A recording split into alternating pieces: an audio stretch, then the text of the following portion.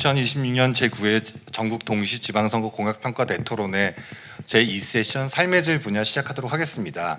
예, 저는 사회를 맡은 한국정치학회 33대 회장 박형준입니다. 예. 저희가 시간이 딱 1시간 정도밖에 시간이 없는 관계로 발제를 듣고 토론을 진행하도록 하겠습니다. 우선 발제자 소개하겠습니다. 오늘 교육, 복지, 의료 분야의 공약평가에서 공약평가단을 맡아주신 성균관대 이승혁 교수님 소개드리겠습니다. 예. 발표는 이승혁 교수님이 하실 것이고요. 공약평가단에는 김영록 강원대 교수님, 치토니 한양대 교수님이 함께 하셨습니다. 또 오늘 공약평가 토론이 끝난 다음에 저희 토론을 맡아주실 네 분의 전문가분을 소개드리겠습니다. 먼저 세계일보의 송민석 기자님 소개드리겠습니다. 다음 이화여대 조원혁 교수님 소개드리겠습니다. 다음 전북대의 김경화 교수님 소개드리겠습니다. 마지막으로 매일경제의 서동철 기자님 소개드리겠습니다. 그럼 이승혁 교수님 발표 부탁드리겠습니다.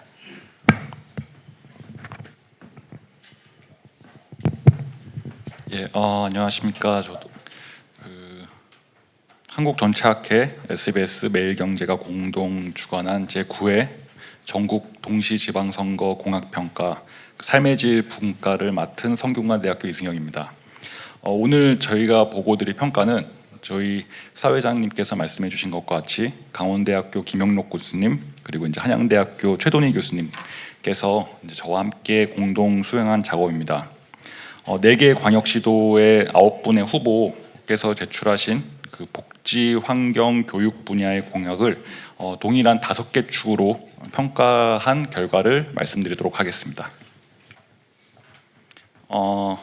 발제는 우선 평가 프레임워크 5가지 기준을 말씀드리고 그리고 이제 서울, 경기, 대구, 부산 순으로 진행하도록 하겠습니다. 먼저 평가 프레임워크에 대해서 말씀드리도록 하겠습니다. 평가의 5가지 기준은 앞에 첫 번째 세션에서 말씀 들으셨던 것과 같이 실행 가능성, 그리고 지역의 적합성, 정책의 일관성, 미래지향성, 그리고 이제 민주적 책임성으로 공약을 평가했습니다. 각 축은 20점을 갖고 있고 후보당 공약 하나가 이제 100점 만점으로 기준이 되었습니다. 정책 일관성 부분은 그 후보 유형에 따라서 저희가 적용을 다르게 가져갔습니다. 재선을 도전하시는 분은 트랙 A로 해서 과거 이행 실적과 그 정책의 일관성을 저희가 주로 살펴봤으며 신규 후보의 경우는 그분이 갖고 계신 정책의 전문성 그리고 이제 그동안에 진행해 오신 실행 역량을 근거로 저희가 평가를 했습니다. 여기서 이제 저희가 분석하게 된 방식의 기본 틀을 미리 말씀드리도록 하겠습니다. 저희가 가장 주목한 부분은 그 후보별 공약 3개를 가로질러서 반복적으로 등장하는 강점과 약점, 개선점의 패턴을 저희가 동시에 도출을 하였습니다. 그래서 예를 들어서 한 후보의 강점과 개선이 요구되는 한계점은 흔히 동일한 정체성에서 파생되는 양면이라고 판단을 해가지고 이 부분을 저희가 이제 집중적으로 이제 말씀을 드리도록 하겠습니다. 먼저 이제 서울특별시장 평가입니다. 1번 정원호 더불어민주당 현 선동구청장, 이분은 이제 신규 후보로 저희가 트랙 B를 기준으로 삼아서 평가를 했으며 2번은 오세훈 국민의힘 현 서울시장 재선 도전자입니다. 우선 정원호 후보의 대표 공약을 먼저 말씀드리도록 하겠습니다. 정원호 후보의 공약은 시니어 건강돌봄 75점을 획득하셨으며 두 번째로는 자원 순환 탄소 중립 75점, 그리고 마지막으로 저희가 선정했던 공약은 이제 아이돌봄 73점.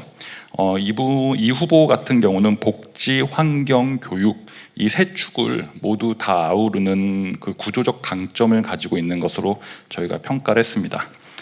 정원호 후보 공약의 이 세 개를 가로지는 강점의 패턴 먼저 말씀을 드리면은, 첫 번째로 저희가 이제 주목했던 점은 아무래도 이제 성동구 형장 검증 모델의 좀 실증성을 저희가 이제 살펴보았습니다. 뭐 시니어 돌봄 같은 경우 뭐 효사랑 주치, 아이돌봄은 안심동행센터, 그리고 이제 제안하셨던 그 환경 정책의 경우는 성동구 생활환경 정책 운영 경험이 직접적 근거가 된 것으로 저희가 판단을 하고 있습니다. 즉 정책 그 제안된 공약이 실질적으로 현장에서 검증된 모델에 이제 기반한 점이 강점으로 평가하고 있습니다. 두 번째 강점 같은 경우는 세 개 축이 모두 다 골고루 제안되었다는 점을 저희가 이제 삼았고요. 세 번째 장점은 이제 구체적인 수치가 제시되어 있는 부분. 예를 들어서 이제 소각이나 매립 같은 경우는 뭐 20%를 감소시키겠다. 뭐 히트 펌프는 어느 정도 뭐 몇 개소를 추가하겠다든 구체적인 수치가 이제 제시된 부분이 이제 저희가 강점으로 평가하고 있습니다. 하지만 여기서 이제 보시면 아실 수 있겠지만 공통적으로 좀 개선이 요구되는 부분은 명확하게 이제 제안이 되어 있습니다. 첫 번째로는 아무래도 이제 단일 지구의 검증 모델이 어떻게 하면 이제 광역 확장으로 설계가 잘 이루어질 수 있을 것인가, 그 다리가 잘 제한이 되어 있는지 부분에서는 아직까지는 조금 더 노력이 요구되지 않나 싶은 생각을 하고 있습니다. 예를 들어서 성동구라는 단일 자치구 검증을 저희가 이제 강점으로 이제 파악하고 있지만, 이거를 또 다른 측면으로 바라본다면은 서울이라는 조금 더 넓은 범위, 광역의 범위에서 확장되는 부분에 있어서는 아직까지는 좀 구체적인 재정이나 인력 계획 등이 빈 곳이 좀 발견된 부분은 이제 남은 기간 동안에 좀 개선이 요구되어지고 있다고 생각하고 있습니다. 여기에서 또 추구되어지는 것 중에 하나는 재원 규모, 그리고 앞으로 정책으로 이게 집행이 될 경우에는 구체적이진 않더라도 어느 정도 일정한 그 기간들이 어떻게 추진되는 그 전략들이 조금 모든 공약에서 공통적으로 이렇게 그 명시가 잘 되어 있지 않은 부분.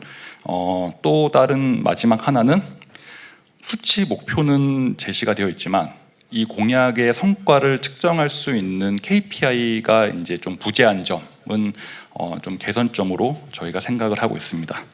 이거를 이제 본질적으로 한 줄로 정리를 하면은, 이제 정원호 후보님의 같은 경우는 강점은 명확하게 이제 현장에서 검증된 공약이라는 점이고, 이것의 이제 광역으로의 확장이 이제 강점으로 저희가 파악을 했으며, 또 약점 같은 경우는 말씀드렸듯이 이제 확장된 데 있어서 조금 더 구체적인 전략의 제안이 조금 요구되어진다고 생각했습니다.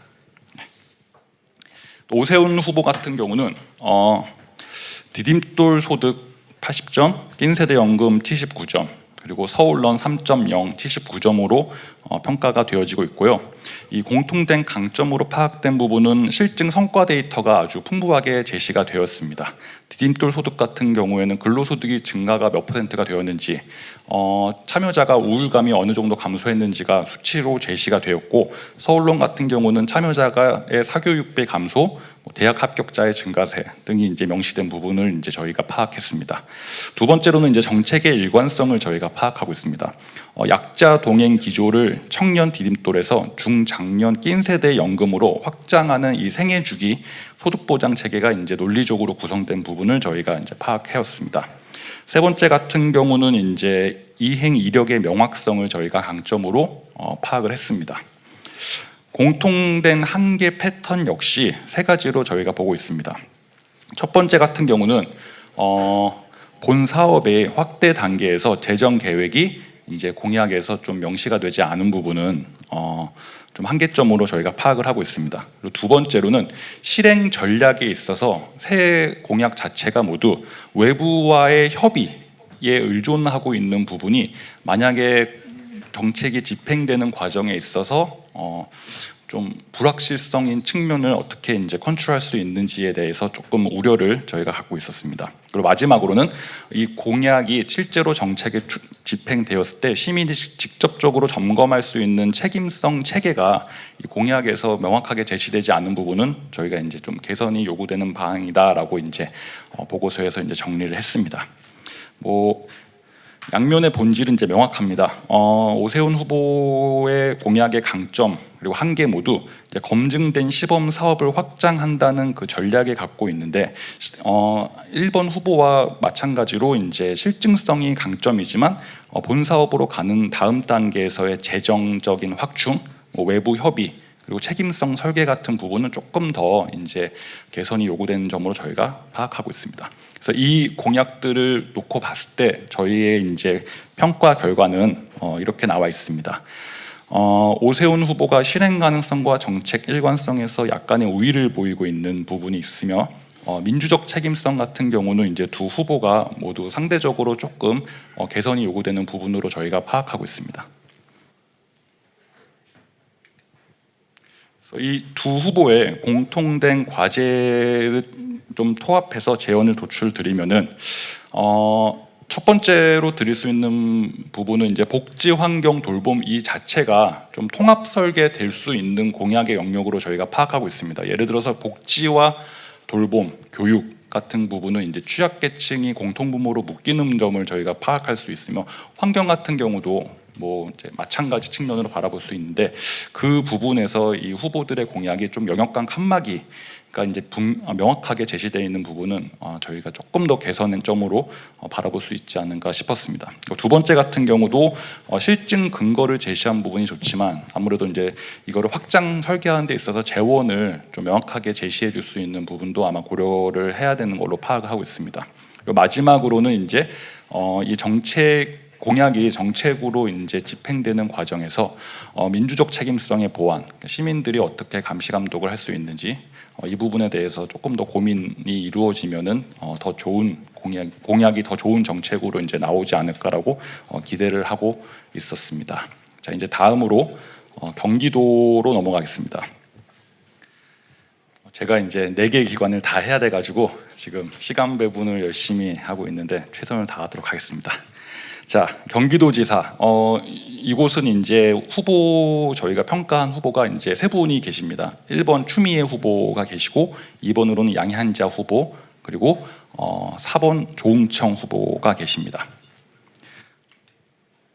먼저 이제 추미애 후보 같은 경우는 첫 번째 공약으로는 저희가 이제 등등 교통을 이제 선택을 하였으며 73점을 받았습니다. 두 번째로는 임산부 원스톱 그리고 웨딩 올인원 69점을 받았으며 이제 세 번째로는 이제 지식 프리패스라고 해서 이제 72점을 받았습니다. 그 추미애 후보 같은 경우는 3가지 공약의 공통된 그 강점으로 저희가 파악한 거는 이제 광역 협치 비전을 제시하신 부분이라고 보고 있습니다. 4월 12일에 이제 정원호 서울시장 후보와 과찬대 인천시장 후보와의 수도권 행정협의회 구성 합의된 부분, 그래서 이제 세 개의 광역지자체 협력이 가시화되었고 이 공약들이 거기에서 궤를 같이 하고 있는 부분을 이제 저희가 강점으로 파악을 했고, 두 번째로는 이제 생애주기 통합 서비스 접근이라고 저희가 명칭을 했는데 결혼, 임신, 출산을 이제 하나의 흐름으로 통합하고 접근하고자 한 부분에서 저희가 이제 공약의 강점으로 파악을 하고 있습니다. 세 번째로는 이제 도민들의 체감도가 높은 의제를 설정하고자 하는 노력을 기한 부분이 뭐 예를 들어서 교통비를 하는 부분, 뭐 웨딩비 아니면 또 지식 접근권, 이렇게 이제 도민들의 일상에서 도움이 될 수 있는 부분을 이제 공약화했던 부분이 이제 저희가 파악했던 강점으로 보고 있습니다. 공통된 한계 패턴 역시 이제 3가지로 볼 수 있습니다. 많은 후보들이 공통적으로 좀 파악된 부분이긴 한데 재원의 산출 근거가 명확하게 제시되지 않은 부분, GTX, 뭐 무상 교통, 아무래도 이제 연간 수천억의 예상이 예상되는데 이게 이제 추정 예산이 이제 제시되어 있지 않은 부분, 또한 뭐 웨딩 지원금이나 뭐 학술 데이터베이스 구독료 같은 부분도 예산을 어떻게 끌어와서 어떻게 사용할 건지가 조금 더 명확하게 제시가 되면은 이제 시민들 도민들의 입장에서는 이제 공약을 평가하는 데 더 도움이 되지 않을까 싶었습니다. 두 번째 같은 경우는 이제 공약이 조금 기존 사업 중복되는 부분들이 많이 보인 부분. 무상교통 같은 경우는 단계적인 확대로 약간의 후퇴가 된 부분, 뭐 결혼 지원금 같은 경우도 기존에 이제 존재하고 있는 사업과 중복되는 부분이 많은 부분, 여기에서 조금 추가적인 설명이 요구되어지는데 아직까지 저희가 이제 그거는 이제 언론에서 파악은 못한 상황이어가지고 이 부분을 지금 한 개 패턴으로 이제 파악을 했고, 이제 셋째로는 이제 강점이기도 하지만 다자 협의와 인프라를 구축해서 의존하는 부분이 뭐 예상치 못한 이제 문제점이나 한계에 도출했을 때 이제 어떻게 적응해 나갈지에 대해서 조금 우려가 있는 부분을 저희가 이제 한계점으로 파악을 했습니다. 추미애 후보의 강점과 한계 모두 정치적 의제 설정 역량을 상당히 잘 갖춘 그 후보 본인의 특성에 이제 기인한 걸로 보고 있습니다. 그래서 도민이 체감할 수 있는 의제를 적절하게 선택한 부분, 그리고 그걸 해결하는 과정에서 이제 광역 협치 비전을 제시한 부분은 강점으로 저희가 파악하고 있지만 사전 수요 조사나 재원의 추계 없이 이제 의제가 발표되는 패턴이 지속되고 있는 부분을 저희가 좀 한계점으로 보고 있습니다. 두 번째로 이제 양향자 후보 공약을 이제 봤습니다. 첫 번째 공약으로는 성장 전환 제도전 복지 75점을 받으셨으며, 두 번째로는 스마트 그린 도시 74점, 마지막으로 이제 미래 산업 연계 교육은 79점을 받으셨습니다. 이 양양자 후보 공약을 놓고 봤을 때도 공통적으로 이제 발견되는 강점은 첫 번째로는 이제 본인이 가지고 있는 전문성을 정책에 적용한 부분으로 저희가 파악하고 있습니다. 예방형 복지를 제안하신 부분, 디지털 트윈 재난, 글로벌 기업 인증 교육 모두 후보가 가지고 있는 기술 정체성과 직결되는 부분으로 저희가 파악하고 있습니다. 두 번째로는 G카드 통합 플랫폼 구상의 일관성입니다. 복지, 환경, 교육 모두 G카드 인프라를 통해서 연결되는 통합 비전을 제시한 부분도 상당히 이제 강점으로 저희가 파악하고 있습니다. 세 번째로는 이제 앞에 그 후보 서울시의 그 한 후보와 마찬가지로 이제 세 개의 축이 모두 완결된 공약을 제시하신 부분도 이제 긍정적인 부분으로 바라봤습니다. 공통된 한계 패턴 역시 강점이 동시에 약점이 될 수도 있지만 이 부분에서도 저희가 그렇게 파악하고 있는데, 첫 번째로는 G카드의 이제 단일 인프라를 의존하는 것으로 보이는 점이 있습니다. 이게 강점이 되는 통합성이 동시에 만약에 G카드 구축이 지연이 되거나 혹은 또 실패됐을 경우에 공약이 연쇄적으로 차질될 수 있는 우려를 가지고 있다라고 저희가 판단을 했습니다. 두 번째 같은 경우에도 AI나 알고리즘 책임성 설계가 많은 공약에서 좀 부재한 부분이 있습니다. 복지 선별 알고리즘, 기후 안전 플랫폼에서 오류가 발생할 수 있는 부분, G코치 매칭에서 알고리즘 이런 부분에서 투명성이나 오류 평행성 같은 게 나왔을 때 어떻게 책임을 질 건지에 대해서도 조금 고민을 같이 해주셨으면 좋을 것 같아서 말씀을 드립니다. 세 번째로는 이제 AI 반도체 전문성이라는 강점이 이게 직접적으로 행정에 이제 뛰어들게 된다는 그 후보의 경험 부재와 이게 어떻게 상쇄될 수 있을 것인지에 대한 우려, 이 부분을 저희가 이제 마지막 개선점으로 이제 제안을 드리게 되었습니다. 양양자 후보 같은 경우는 강점과 한계 모두 본인의 이제 전문성, 정체성에서 파생이 됩니다. 기술 정체성을 가지고 계신 부분에 있어서 일관적으로 정책 적용하신 것은 상당한 강점이 되고, 대신 이제 단일 기술 플랫폼에 의존하고 있는 부분, 그리고 이제 AI나 디지털에서 이제 책임성 문제가 발생했을 때 어떻게 해결할 수 있는지 이 부분에서 조금 더 고민이 되어야 되지 않을까 생각을 하고 있습니다. 이제 마지막으로 이제 조응청 후보 공약으로 넘어가겠습니다. 지역 의료 돌봄 사각 73점, 출퇴근 반도체 광역만 76점, 전세대랑 자족도시 72점으로 이제 나왔습니다. 공통적으로 발견되는 패턴은 이제 이행 일정이 구체적으로 제시가 되어 있는 부분입니다. 취임 3개월, 1년, 임기 중이라는 단계별로 이행 시점이 그 모든 9분의 후보 중에서 가장 구체적으로 명시가 되었습니다. 둘째로 사각지대 발견을 독창적으로 잘 찾으신 부분입니다. 도토리 하우스, 맘편한 놀이방, 뭐 성교통 후 입주 원칙 등이 모두 이제 기존 정책에서 가지고 있는 빈틈을 좀 잘 발견하셔가지고 독창적인 공약을 이제 제안했다라고 저희가 평가하고 있습니다. 그리고 세 번째로는 이제 매달 진행 과정 데이터를 이제 공개하겠다라고 이제 명확하게 책임성을 설계하신 부분으로 저희가 판단했습니다. 공통적으로 발견되는 이제 개선 한계 같은 패턴은 이행 일정은 구체적으로 제시가 되어 있지만 이 공약을 추진하는 데 있어서 예산이나 뭐 사업비, 산출 근거가 이제 조금 더 명확하게 제시될 필요가 있습니다.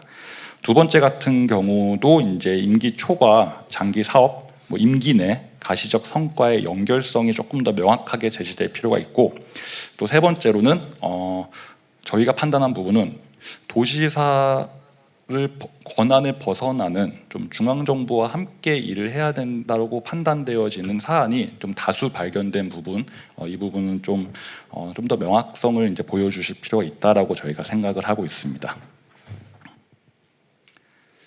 이렇게 해서 이제 새 후보의 5축 평가 비교는 이렇게 되어 있습니다. 새 후보 모두 이제 골고루 잘 획득을 하셨는데 앞에 서울시와 비슷하게 이제 민주적 책임성 부분에서 좀 상대적으로 다른 4개 축보다는 조금 점수를 좀 미흡하게 받으신 걸로 판단이 되고 있습니다. 새 후보의 공통된 패턴도 공통적인 강점은 공약이 상당히 다양하게 잘 구성이 되어 있다는 부분입니다. 추미애 후보 같은 경우는 광역 협치 비전을 제시한 부분, 양양자 후보 같은 경우는 기술 정체성을 일관적으로 적용하신 부분, 그리고 조응천 후보 같은 경우는 이행 일정을 구체적으로 제시해 주시고 정책에서 취약계층의 사각지대를 잘 발견하신 부분, 이 부분이 되게 강점으로 나와 있습니다. 한계점 같은 경우는 경기도라는 지역이 갖고 있는 특수성, 뭐 전국 최대 산업단지임에도 또한 동시에 기후재난이 빈번하게 발발하고 있는 지역을 고려했을 때는 좀 새 후보 모두 환경공약에서 조금 더 제안을 많이 해주시면 어땠을까 하는 생각을 많이 하고 있고, 재원 산출이 일관적으로 좀 명확하게 제시되지 않은 부분, 그리고 또 마지막으로는 이제 조응천 후보 같은 경우는 제안을 해주셨지만 그래도 이제 민주적 책임성이 이제 미흡하게 제시된 부분을 저희가 한계점으로 바라보고 있습니다. 이제 대구시로 넘어가겠습니다. 대구시장 같은 경우는 1번 김부겸 더불어민주당, 2번 추경호 국민의힘, 두 분 모두 이제 트랙 B 신규 후보로서 이제 기준을 삼았습니다. 김부겸 후보 같은 경우는 이제 장애인 권리 보장 73.5점, 낙동강 수질 개선 68점, 그리고 청년 창업 펀드 68점으로 이제 점수를 받으셨고요. 공통된 강점 같은 경우에는 이제 대구 지역 현안을 좀 정확하게 진단하셨다라는 부분입니다. 등록 장애인 수가 몇이 되고 낙동강 식수, 그리고 또한 청년이 유출되고 있는 지역의 현황 문제, 이 부분은 모두 정확히 포착한 부분이 이제 강점으로 파악하고 있고, 두 번째 같은 경우는 이제 현장 의견 수렴 과정에서 좀 성실성, 장애인 단체와의 간담회, 청년 타운홀 미팅 등 의견 수렴하신 부분이 일관적으로 확인된 부분을 강점으로 보고 있습니다. 또 마지막으로 이제 중앙 정부 정책과의 정합성입니다. 아무래도 이제 국무총리 경험을 기반으로 한 정부의 협력 가능성을 명확하게 제시한 부분이 이제 이 후보 공약의 강점으로 판단하고 있습니다. 공통된 한계 패턴 역시 앞에서 제시한 것과 마찬가지로 좀 사업비나 재정 계획이 이제 명확하게 제시가 되지 않았습니다. 그리고 두 번째로 또 민주적 책임성이 미흡하게 제시가 되었습니다. 또 세 번째로 이제 지역의 현안, 문제점, 특성, 인구 구조적 특징 이런 부분을 명확하게 갖고 계심에도 불구하고 좀 중앙정부 정책의 방향을 대구에 적용하고자 하는 성격이 강하게 보여서 대구형 특화 공약의 차별성이 어떻게 되는가에 대한 부분이 조금 아쉬운 점으로 저희가 파악을 했습니다. 그래서 이 김부겸 후보 같은 경우는 이제 강점과 한계 모두 전 국무총리로서 가지고 계신 이제 중앙정부 시각에서 파생이 되는 것 같습니다. 정부 정책과의 정합성은 상당히 강점으로 파악이 되지만 대구 고유의 특화 차별성이 좀 약화된 부분, 그리고 대구 시민들이 참여할 수 있는 거버넌스가 좀 부재한 부분은 좀 한계점이자 이제 개선이 요구되는 부분으로 저희가 파악을 하고 있습니다. 두 번째로 이제 추경호 후보님의 공약을 말씀드리겠습니다. 첫 번째로는 메디커넥트 71점, 두 번째로는 재난 방지 시스템 67점, 그리고 세 번째로는 이제 반도체 공장 유치 65점을 받으셨습니다. 추경호 후보 공약 3개에서 공통적으로 보여지는 강점의 패턴은 다음과 같습니다. 첫 번째로는 좀 거시적인 비전을 제시하는 노력을 잘 보여주셨습니다. 메디커넥트나 재난반지, 반도체 클러스터 모두 좀 미래 인프라 비전을 잘 제시해 주신 걸로 파악이 되었습니다. 두 번째로는 이제 지역 위기를 좀 데이터를 적절하게 잘 활용하고자 하는 그 방향성을 제시한 부분입니다. 아무래도 이제 대구라고 하면은 가지고 있는 그 폭염 등과 같은 재난에 취약한 그 지리적 그 환경을 가지고 있는데 그 부분을 이제 정량적 그 수치에 근거해 가지고 공약에 설계된 부분을 강점으로 보고 있습니다. 세 번째 같은 경우는 첨단 기술 적용을 구상하신 부분입니다. AI, VR, AR, 5G와 같은 그 기술들이 모든 공약에 적용된 미래 지향성으로 파악하고 있습니다. 한계점 혹은 개선점으로 저희가 제시된 부분은 모든 후보가 일관되게 지금 말씀드리고 있지만 이제 예산, 사업비 이런 부분이 조금 더 명확하게 어떻게 이제 구성하고 있는지가 제시되지 않은 부분이 있으며, 그리고 두 번째로는 대구시가 단독으로 추진이 하기에 조금 더 부담이 되는 사안들이 모든 공약에 이렇게 포함되어 있는 점, 이 부분이 이제 조금 더 개선이 요구된다고 보고 있습니다. 그리고 이제 마지막으로는 이제 민주적 책임성이 이제 좀 더 명확하게 제시될 필요가 있음을 좀 말씀드리겠습니다. 추경호 후보 같은 경우도 이제 강점과 개선점 모두 전 경제부총리라는 이제 거시적 그리고 미래지향적 비전을 갖고 계신 부분에서 공약 자체는 이제 아주 미래지향적으로 잘 설계된 부분이 강점이지만 이제 대구시장 권한 범위 내에서 실행 메커니즘 설계를 조금 더 촘촘히 만드셔야 될 부분을 저희가 이제 개선점으로 이제 제시를 드리도록 하겠습니다. 5축 평가는 이렇게 나왔습니다. 결정적인 차이는 아무래도 민주적 책임성이 조금 더 관심이 요구되는 부분으로 판단되어지고 있는 점으로 말씀을 드리면 될 것 같습니다. 세 가지 제언도 첫 번째로 말씀드릴 수 있는 게 이제 민주적 책임성을 개선할 수 있는 방안을 좀 고민을 하셔야 될 것 같다라는 말씀을 드리고, 두 번째로는 이제 실행 계획을 구체화시킬 수 있는 방안을 제시해 주셨으면 좋겠다라는 말씀을 드립니다. 그리고 또 세 번째로는 양 후보 모두 이제 중앙정부 시각이 공약을 관통하는 강점을 갖고 있으면서도 이제 대구라는 그 지리적 고유의 특성을 가지고 있는 차별성이 좀 더 고민할 수 있는 부분, 대구형 특화 실행 전략을 좀 갖출 부분을 말씀을 드리면서 이제 마지막 부산으로 넘어가도록 하겠습니다. 부산광역시장 후보의 평가 시작하겠습니다. 1번 전재수 더불어민주당 전 정무수석 트랙 B 신규 후보입니다. 2번 박형준 국민의힘 현 부산시장 트랙 A 재선 도전자입니다. 1번 전재수 후보님 같은 경우는 이제 첫 번째 공약은 공공의료 매트 75점, 청년 자립 참여 소득 71점, 전기차 반값 타임제 71.5점을 이제 획득하셨습니다. 전재수 후보님 같은 경우는 첫 번째로 이제 발견된 강점은 이제 부산 고유 의제를 정확하게 포착한 부분입니다. 전국 광역시 최초로 초고령 사회에 진입한 그 부산이 갖고 있는 특징, 침례병원 파산 후 이제 동부 상권의 의료 공백이 나온 점, 그리고 청년 유출이 심각한 부분 모두 부산 특유의 현안을 잘 파악하고 있다고 저희가 이제 평가했으며, 두 번째로는 정책 비전의 독창성을 갖고 있는 부분입니다. 참여형 청년 소득, 전기차 타임제, 공공의료 매트 모두 좀 독창적인 비전을 갖고 계신 걸로 평가했습니다. 세 번째로는 이제 시민 사회 그리고 의료계의 요구를 충실하게 반영한 점이라고 평가했습니다. 공통 한계 패턴 같은 경우도 민주적 책임성이 아무래도 좀 많이 개선이 요구되어지고 있다라고 저희가 평가를 하고 있고, 그리고 이제 이 공공의료 벨트 KPI, 뭐 이행 점검 기구 부재 이런 부분에서 이제 민주적 책임성의 부재를 저희가 이제 파악하고 있었습니다. 두 번째로는 이제 세부 실행 협의체와 재정 구조가 이제 모든 공약에서 조금 더 개선이 요구되어지고 있다고 판단이 되고 있습니다. 그리고 이제 마지막으로는 이제 수혜 집단의 그 형평성 검토가 좀 요구되어지고 있다라는 부분을 말씀드리겠습니다. 양면의 본질을 보자면은 전재수 후보님 같은 경우는 강점과 개선점 모두 부산 현장 의제에 충실한 포착력에서 파생되어지고 있다고 보고 있습니다. 지역 적합성은 강점으로 판단될 수 있지만 정책의 거버넌스 구조나 재정 설계 또 형평성 검토 이 부분이 이제 아무래도 조금 더 개선점으로 저희가 평가를 내리게 되었습니다.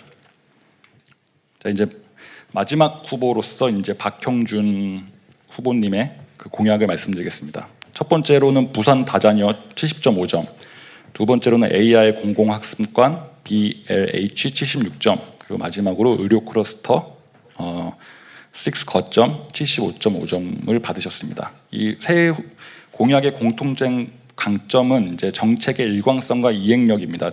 트랙 A 후보자입니다. 재선 도전자로서 가장 우수한 평가축을 받으셨습니다. 두 번째로는 이제 BLH 책임 설계 구체성입니다. 운영위원회와 강좌 만족도, 성과 공개가 이제 공약 단계부터 명시화되어 있는데 이는 이제 전국적으로 저희가 살펴본 9분의 후보 중에 가장 책임성 설계를 구체적으로 이제 제시한 부분으로 평가하고 있습니다. 세 번째로는 기존 인프라 활용을 통한 추진 가능성으로 보고 있습니다.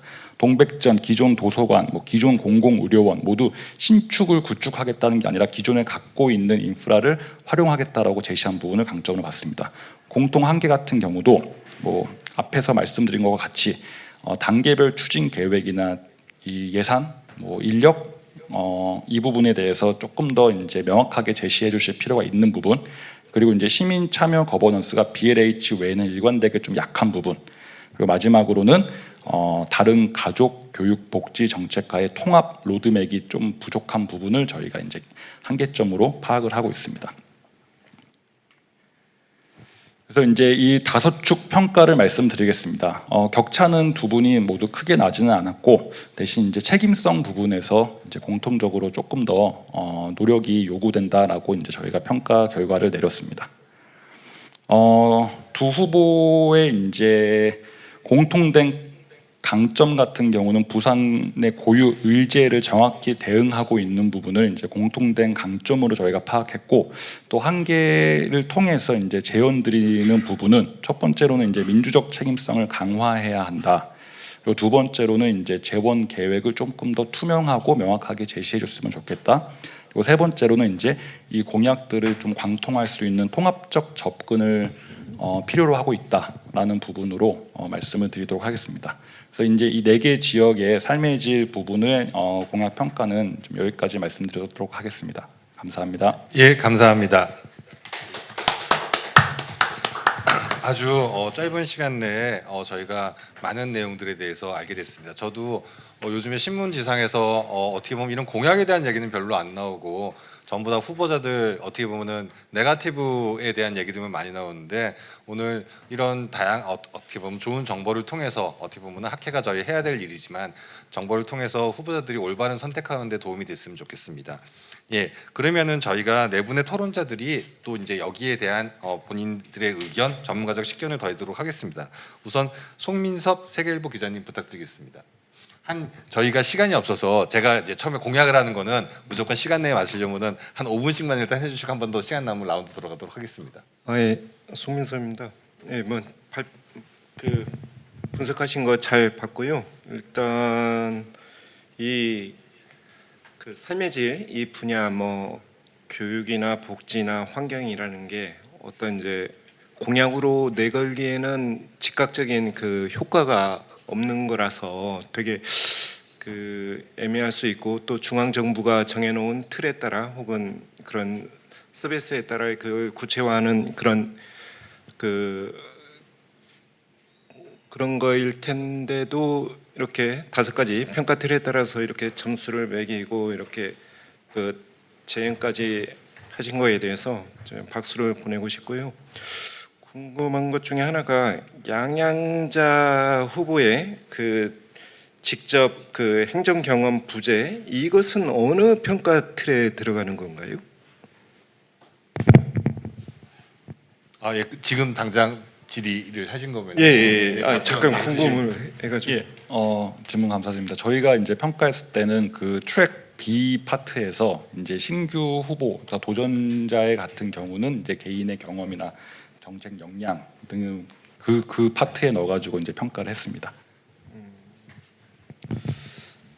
여튼 그 뭐 서울과 그 경기 지역 같은 경우에 그래도 이제 그 중앙 정부를 끼고 있는 집권 여당 그 소속 후보인데도 이렇게 다른 야당 그 후보들보다 좀 점수가 좀 박한 게 좀 인상적이었고요.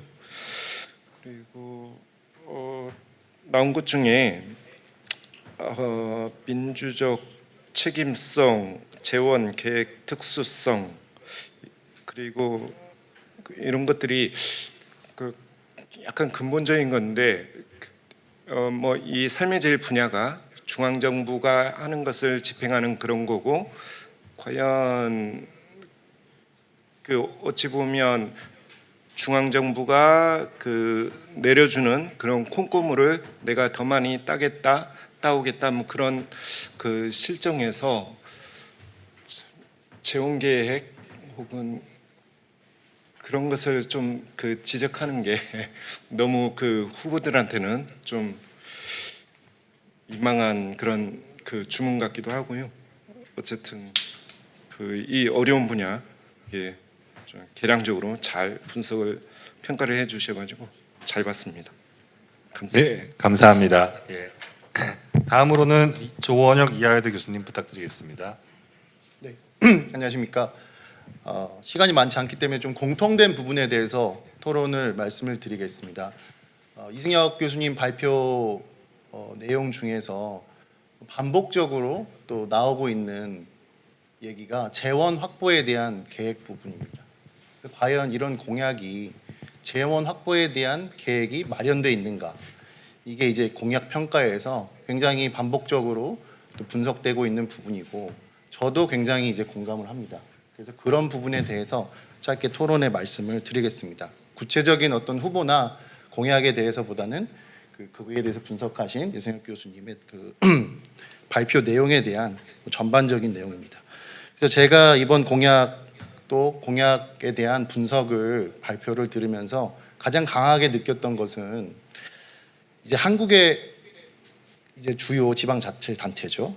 이 지방 정치가 아직도 무엇을 더 만들고 더 짓고 얼마나 돈을 많이 쓸 것인가, 아직 여기에 머물고 있지 않은가, 이런 생각이 가장 강하게 들었습니다. 물론 각 후보들이 지역의 문제에 대해서 치열하게 고민을 하고 계시겠죠. 우리 사회의 뭐 돌봄 문제, 기후, 청년, 또 의료 격차, 이런 부분에 대해서 고민하고 계시다라는 것은 우리가 공약을 통해 알 수가 있습니다. 다만 공약 자체는 여전히 공급 중심이다, 또 확대 지향적이다, 이런 것이 이승혁 교수님 이제 발표를 통해서 이제 분석이 됐습니다. 그래서 공약만 보면은 얼마나 내가 돈을 더 많이 쓸 것인가에 대한 경쟁으로 보입니다. 그래서 예를 들면 돌봄 센터를 신규 설치하겠다, 기후 플랫폼을 새로 만들겠다, 의료 시스템을 확대하겠다, AI를 이용해서 뭐 이런 것 저런 것들을 뭐 개선하겠다, 이런 것들이 이제 공약들이 또 분석을 해주셨습니다. 그런데 우리 지방 정치는 지금 초고령 사회, 인구 감소, 지방 소멸, 경제 불황, 재정 압박 등의 이런 공통된 위기를 겪고 있습니다. 그래서 예전처럼 더 많이 짓고 돈을 더 많이 쓰고 더 많이 만들면 모두가 성장하고 모두가 행복해진다, 그런 가정이 이제는 기존에 해왔던 그런 가정이 이제는 우리가 할 수 없는 가정이 됐습니다. 그래서 말씀드리고 싶은 것은, 과연 지속 가능한 방향으로 공약이 제시되고 있는가, 그러한 부분입니다. 물론 이번 토론회에서 우리 토론의 대상이 되는 서울, 경기, 수도권, 부산, 대구 등은 그나마 이런 뭐 인구 초고령화, 인구 감소 이런 문제가 상대적으로는 좀 적은 지방자치단체에 속합니다. 근데 그렇다고 해서 우리는 지방자치단체 돈이 더 많으니까 또 중앙정부로부터 돈을 더 많이 가져올 수 있으니까 돈을 더 많이 쓰겠다. 나는 아니다. 내가 더 많이 쓰겠다. 이렇게 공약을 경쟁하는 것은 바람직하지 않다. 저는 이렇게 보고 있고 이승엽 교수님 분석에서도 재원 확보가 정말 체계적으로 계획적으로 지금 제시되고 있느냐 이런 부분에 대해서 상당히 많은 초점을 맞추고 발표를 해주셨다, 분석을 해주셨다 이렇게 생각을 합니다. 또 AI에 대해서도 마찬가지입니다. 사실 우리 이제 주제가 삶의 질, 돌봄, 의료 이쪽인데 AI가 혹시나 했더니 역시나 많이 언급되고 있습니다. 그런 걸 보면 왜 그럴까 생각을 하게 되거든요. 정말 우리 삶의 질, 돌봄, 의료, 청년 이런 문제 우리가 겪고 있는 난제를 풀기 위해서 AI가 꼭 필요한가 그런 고민 가운데 나온 공약들인가 그런 생각은 들거든요. 아니면 AI자를 붙여야지 중앙정부로부터 뭔가 재원을 더 확보할 수 있지 않은가 그래서 공약에 들어가지 않은가 그런 생각이 들어요. 그 부분에 대해서도 분석해 주신 자료에 나와 있습니다. 저도 굉장히 공감을 합니다. 예전에는 스마트 시티라는 말이 유행을 했어요. 스마트 도시라는 말을 붙이면 중앙정부의 무슨 재원을 더 확보한다든지 뭔가 이제 공모전에서 입상을 해가지고 돈을 가지고 온다든지 유리했습니다. 근데 과연 그 이후로 우리의 지방자치단체가 더 스마트해졌느냐? 그거 질문해 볼 필요가 있다고 생각합니다. 스마트 시티 한다고 해서 중앙정부로부터 공모나 무슨 예산 확보하는데 유리하긴 했겠죠. AI도 마찬가지라고 생각합니다. 그래서 자세히 분석을 해주셨지만 정말 난제를 풀기 위해 꼭 필요한 AI 도입인가 아니면 기술 낙관론에 기대어서 더 많은 재원을 확보하기 위한 그런 차원의 공약은 아닌가 그런 고민이 들었습니다. 그래서 발표해 주신 그 분석 내용에 대해서 굉장히 공감을 하고 거기에 더해서 지금은 공약에 있어서도 책임지는 정책, 지속 가능한 정책이 제시되는 것이 바람직하다. 저는 이렇게 말씀을 드리면서 토론을 마치겠습니다. 감사합니다. 예, 감사합니다. 좋은 말씀. 저희가 좀 고민해야 될 내용들이 있었는데요. 지금 어떻게 보면은 저희가 이런 공약을 만들 때 뭐를 없애겠다는 내용들은 별로 없고 뭐를 새로 만들겠다는 내용은 많습니다. 근데 우리가 총량에 있어서 자원을 배분함에 있어서는 실제적으로 우리 지방자치단체가 실제 했었던 좋은 앞에 있는 공약들은 계속 연속성을 짓고 그 다음에 현재 있는 공약 중에서 어떻게 보면 현실에 맞지 않은 공약들은 새로운 공약으로 대체해서 나오는 그 다음에 지금 현재 주민들이 바라는 수요가 무엇인지 그러면은 그거를 하기 위해서는 아마 우리가 재원이 한정적이기 때문에 그럼 어떤 것들을 어떻게 바꿀 것인가 이런 것들을 좀 같이 얘기해야 되는데 지금 말씀하신 것처럼 뭐를 만들겠다는 건 있지만 뭐를 좀 이렇게 바꿔보겠다 없애겠다는 없으니까 저희가 아마 계속 플러스만 되는 게 아닌가 이런 생각도 하는 것 같습니다. 예, 다음은 요즘에 지금 전북이 핫하죠. 지금 오늘 보니까 엎치락 뒤치락 하는 것 같은데 만약 전북을 했으면은 우리 김경화 교수님께서 또 이제 자세히 설명을 해줄 수 있겠지만 이쪽 분야에 워낙 전문가시기 때문에 김경화 교수님 그럼 토론 부탁드리겠습니다. 네, 방금 소개받은 김경아입니다. 이제 제가 전북에서 오다 보니까 지역의 균형 발전 또 국가의 균형 발전 이런 키워드가 굉장히 좀 핫하고요. 그다음에 왜 청년들이 떠날까? 그다음에 어떤 공간에서 우리는 살고 싶을까? 이런 고민이 365일 중에 364.325일 동안 있습니다. 그래서 그런 관점에서 말씀을 드리겠습니다. 저는 그 4개 도시의 그 후보들에 대한 평가를 굉장히 너무나 감동적으로 잘해 주셔서 그들이 놓치고 있다고 생각하는 부분을 중심으로 말씀드리겠습니다. 첫째, 이제 서울의 오세훈 교수 후보와 정원호 후보가 말하고 있는 거는 전체적으로 뭐 그 분석은 굉장히 잘 돼 있고요. 다만 이제 저희가 이제 서울 광역을 전체로 보면 지역 소멸이나 이런 위기하고 전혀 상관이 없어 보이잖아요. 그런데 사실 강서나 뭐 그 강북 에서도 새로 재개발이 되는 지역 혹은 좀 더 오래 있어야 재개발이 되는 지역들, 그 지역 간의 격차가 굉장히 큽니다. 그런데 두 후보 모두 그 부분을 별로 이렇게 민감하다 보니까 놓치고 가고 있는 것 같고, 특히 제가 주목한 것은 강서, 금천, 구로 등 청년 1인 가구 밀집 지역에 있어서는 관계망, 네트워크 있죠. 사회적 관계망의 결핍이라는 문제가 분명히 존재하고 있는데, 이런 문제들은 다 제대로 인식이 안 된 거 아닌가라는 생각이 있고요. 그래서 그 자치구, 물론 구청장들도 함께 설계를 하고 있지만 광역자치단체 서울특별시장으로서 가져야 되는 전체적인 그 자치구 단위의 차별화와 하나의 그 묶음으로서의 공간적 연계성에 대한 얘기들은 좀 놓치고 있다라는 생각이 들었습니다.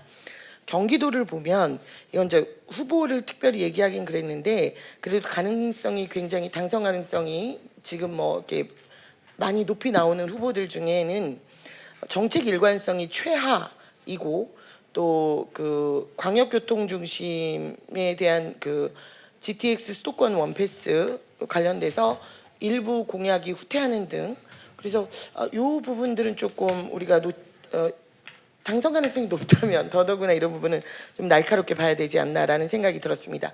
특히 제가 아쉬웠던 점은 경기 북부, 예를 들면 연천, 가평, 뭐 포천 이런 데는 이미 극심한 지역 소멸 위기 지역이거든요.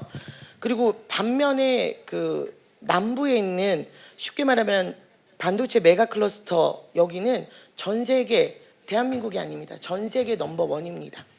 그런 그 미래가 곽광받는 그게 경기도란 이름으로 묶여 있고, 또 그러다 보니까 새로운 인구의 유입과 고정 인구의 그러니까 새로운 인구들이 별로 유입하지 않은 지역, 즉 좋게 말하면 지역성이 굉장히 강한 지역, 이렇게도 나눌 수가 있거든요.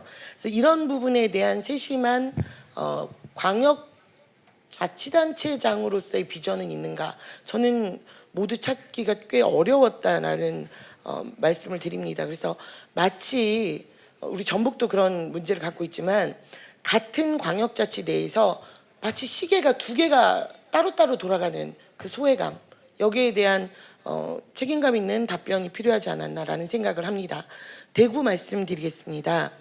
대구의 가장 큰 특징은요, 두 후보 모두 다 이 선거가 마치 정치적 이념성에 대한 평가를 받는 듯한 느낌에 집중되다 보니 공약이 상대적으로 취약하지 않았나. 그러다 보니 이제 당연히 나오는 게 공약의 복제성이죠. 무슨 얘기냐면, 중앙정부가 말하는 메가클러스터, 낙동강 종합대책의 각자 해석판 같은 느낌이 드는 겁니다. 그래서 광역자치단체장이 지역에 대한 고민을 가지고 자율의제를 제시하지 못하고 있다. 이 부분이 제일 마음이 아팠고요. 그 중에서도 제가 대구를 바라볼 때 부러움과 동시에 깜짝 놀라서 바라보는 부분이, 광역자치단체, 광역시 중에서는 20대 순 유출이 8개 특별시 광역시 중에 1위입니다. 이 얘기 뭐냐면, 어른들은 살만한데 젊은 사람은 살지 못하는 그 공간으로 변하고 있다는 문제의식이 왜 두 광역자치단체장은 제대로 이게 끌어내지 못했는가 하는 거. 근데 이제 처방은 다 중앙정부 거를 복제하다 보니까 청년 창업펀드, 무슨 반도체 공장 유치, 뭐 하드웨어적으로 이렇게 큰 소리만 떵떵 치는 이런 정책들을 제시하고 있다는 거죠. 특히 우리 청년들은 일자리뿐만이 아니라 대구가 문화적으로도, 또 청년의 이 삶의 질이라는 관점에서도 상당한 수요가 있지 않을까. 그 부분을 누구도 놓치고 있다는 부분이 굉장히 아쉬웠습니다. 부산, 요즘에 부산 북구 갑 때문에 보궐선거인지 대통령 후보 선거인지를 모를 정도로 굉장히 핫한데요. 이 부산도 그래서인지 몰라도 제가 조금 놀랬던 게, 전재수 의원 평가 점수에서 민주적 책임성이 4개 지역 전체 11명 후보 중에 최하위였다는 거, 저는 이 제대로 내나 했을 정도인데 정말 그렇게 나왔더라고요. 그래서 우리가 이렇게 피상적으로 후보에게 갖고 있는 이미지하고 실제 이 후보가 제시한 그 구체성은 상당히 차이가 있었구나라는 게 저 개인적으로 놀라웠고요. 그다음에 부산은 광역시 중에서는 최초로 소멸 위험 지역에 진입했다는 한국고용정보 2024년 기준으로 소멸 위험 지수 0.490이에요. 이거는 심지어 저희가 이제 저 같은 외지인이 볼 때 해운대가 제일 잘 사는 동네 같은데 여기도 거기에 진입했더라고요. 이런 문제들을 누구도 얘기하지 않고 있다. 그리고 이 사람들은 주로 뭐 의료, 돌봄, 교육 이런 얘기만 하고 있지 청년이 머무르고 싶은 부산 그리고 그곳이 세계 그 바다를 끼고 있는 그다음에 세계 국제 영화제를 성공적으로 개최하고 있는 그 문화 예술 로컬 컨텐츠의 생태계 부분에 대해서는 왜 아무도 얘기하지 않는가라는 아쉬움이 있었습니다. 그래서 제가 이제 끝으로 말씀드리자면 정당별로 특징은 별로 없었고 개인별 역량 차이가 아니었냐라는 생각이 들고요. 다시 한번 요약해서 말씀드리면 첫째, 지역 소멸이 이 광역 내에서의 비대칭이 분명히 있다. 저희는 그거를 같은 광역자치단체 내에서 두 개의 시계가 흐르는 듯한 소외감에 대한 누구도 얘기를 못했다는 거. 광역자치단체장들의 자율적이고 특색 있는 정책은 없고 일자리는 무조건 중앙정부의 메가 트렌드에 맞춰서 얘기하고 있다. 그 다음에 통합 플랫폼이 부재된 것 같다. 즉, 뭐 주거 취약, 돌봄, 교육에서 문화까지 쭉 연결되는 스토리를 갖지 못하고 있다는 게 향후에는 조금 보완돼야 되지 않나라는 생각을 합니다. 감사합니다. 네, 감사합니다. 네, 마지막으로 매일경제 서동철 기자님 부탁드리겠습니다. 예, 저 아까 서두에 말씀하실 때 네거티브 보도가 난무하고 있다는데 그 보도를 현장에서 담당하고 있습니다. 네, 이런 자리에서 근데 이렇게 직접 이렇게 공약들을 분석을 해주셔서 이제 저희 언론들이 잘 다룰 수 있도록 해주신 데에서 되게 감사를 드립니다. 또 오전부터 제가 있었는데 행사 영상 이렇게 축사 보면 한정희 위원장이 정책위의장이 그 말을 했어요. 좋은 정치는 말이 아니라 실천으로 이루어진다. 이제 이런 관점에서 지금 오늘 이렇게 체계적으로 뭐 실현 가능성, 지역 적합성, 미래 적합성 등에서 이런 분석을 통해서 또 지수화까지 해주셔서 저희가 뭐 기사를 작성하는 데 있어서 굉장히 큰 도움을 받을 것 같긴 합니다. 근데 다만 이제 좀 봤던 부분들이 이제 그 점수 이렇게 보니까 아까 서울시장하고 그다음에 이제 부산시장이 이제 현직 시장들이잖아요. 근데 그분들이 이제 도전자보다는 다 이 앞서는 점수들이 나왔는데 제가 보기에는 아무래도 이제 이분들이 다들 내놓은 공약들이 기존에 이제 하던 것들을 확대하고 뭐 이렇게 하는 부분들이 트랙 레코드들이 다 있는 부분들이니까 당연히 평가를 좋게 받지 않았을까 이렇게 생각이 드는데 이제 문제는 이 점을 이제 저희가 이제 언론화하거나 이제 자료로 보도화했을 때 이제 유권자들한테는 그래서 우리는 현직을 찍어야 되나 이런 오도를 좀 줄 수 있는 부분들이 분명히 있을 것 같아요. 그러면 그렇다고 하면 이 점수 차이가 나는 부분들이 얼마큼의 이런 큰 차이인지 어떻게 이렇게 점수 차이가 나오게 됐는지에 대한 설명을 조금 더 친절하게 이제 유권자들한테도 해줄 수 있는 그런 툴을 갖출 수 있으면 좋을 것 같고요. 이제 또 반대로 아까 오전에도 이런 이야기들을 1차 토론이 끝나고 말씀을 하셨는데 사실은 이제 캠프 담당자들이 공약을 잘 제출을 안 하고 좀 뭐 해도 좀 소위 말해서 쫀다 그러죠. 이렇게 쪼아도 잘 안 주는 경우들이 있는데 그러면 이제 방법은 결국에는 저희가 생각했던 거는 1차 평가 결과를 어느 정도 내놓고 피드백을 주면 너네가 이렇게 점수가 낮다. 좀 제대로 대응을 해주면 우리가 공신력 있게 내놓겠다. 이런 식으로 좀 피드백을 받아서 조금 더 공신력을 높일 수 있는 방법이 있지 않았을까 이런 생각을 해보게 됐습니다. 예, 여기까지 말씀 마치겠습니다. 예, 감사합니다. 저도 어떻게 보면은 공약평가단 단장들 보고 작년에 학회장하면서 공약평가를 이끌어봤는데 이게 정말 많은 우리가 공약을 받아서 잘 분석을 해야 되는데 말씀하신 것처럼 그걸 받아서 저희가 분석하는 절차가 기한도 있고 시간도 있고 그래서 쉽지 않은 현실인 것 같습니다.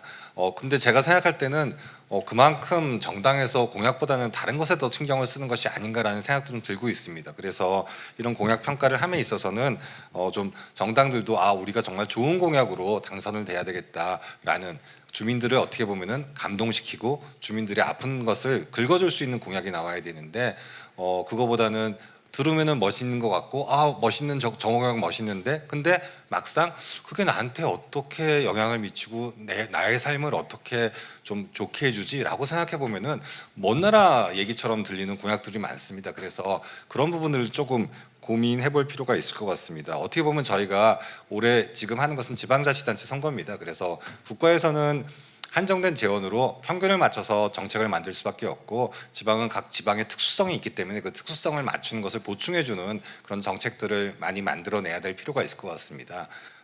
보통 요즘에 우리가 정책을 만들 때 제일 중요한 것이 들었을 때 저는 뭐 이번에 선거 사람 뽑는 기준은 명확합니다. 나한테 얼마나 혜택을 주는 공약을 줬느냐, 그거 나의 삶을 얼마나 더 편하게 하느냐, 그리고 내가 딱 들었을 때 얼마나 이게 정말 책임되고 감동을 주는 공약까지는 안 되겠지만 내가 들었을 때 좀 공감이 갈 수 있는 것은 어떤 것이 있는지를 좀 보고 선택을 하려고 합니다. 어떻게 보면 저희가 이런 거에서 좀 이렇게 흔히 말해서 악유가 되고 어디는 뭐 미술학원 가정을 꾸릴 때도 엄마랑 아빠랑 싸울 때 나는 뭐 국영수 학원을 더 다녀야 되겠다. 아니다. 애 예체능을 더 시키고 국영수를 줄이고 뭐 대신에 여가비를 늘리자. 이런 다양한 걸 가지고 저희가 이 악유가 돼야 되는데 한정된 재원 내에서 지금 현재 그런 것보다는 그냥 내세우는 거면 내세우는 거 다 당연히 하겠다는 것은 좋은 것이죠. 좋은 것인데 이제 그런 정말 현실적으로 꾸려가는 그런 것들 좀 고민해 볼 필요가 있을 것 같습니다.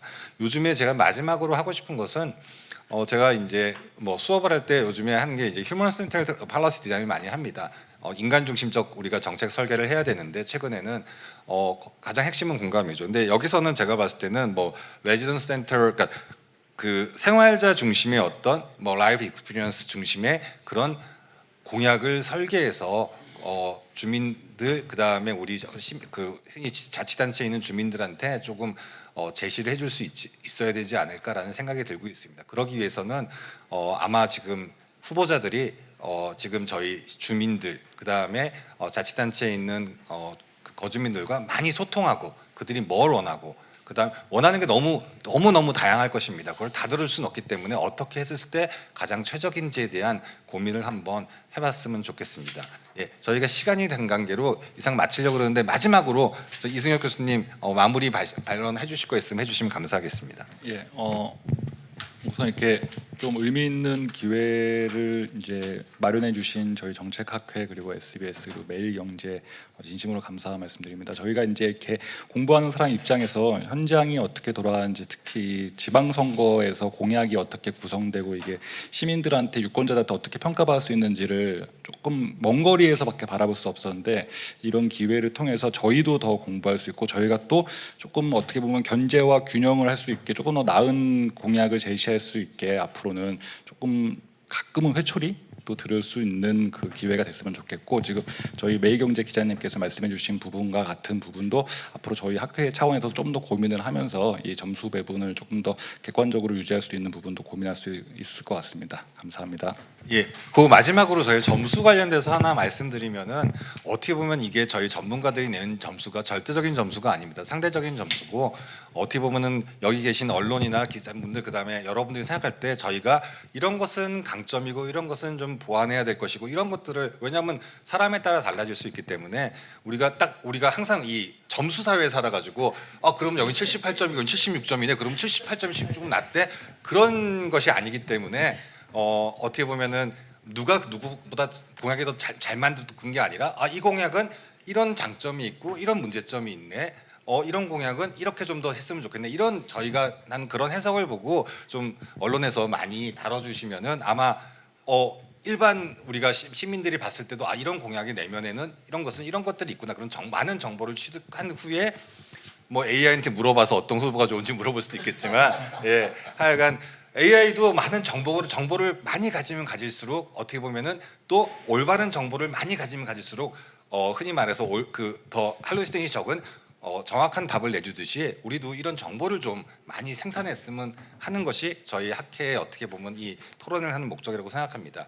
예, 장시간은 아니고요. 짧은 시간 압축적으로 이렇게 말씀 드렸는데 저희 선거 결과에 어떻게 보면은 영향보다는 여러분들이 투표하는 행위에 있어서 좀 도움이 됐으면 합니다. 예, 이상으로 토론을 마치도록 하겠습니다.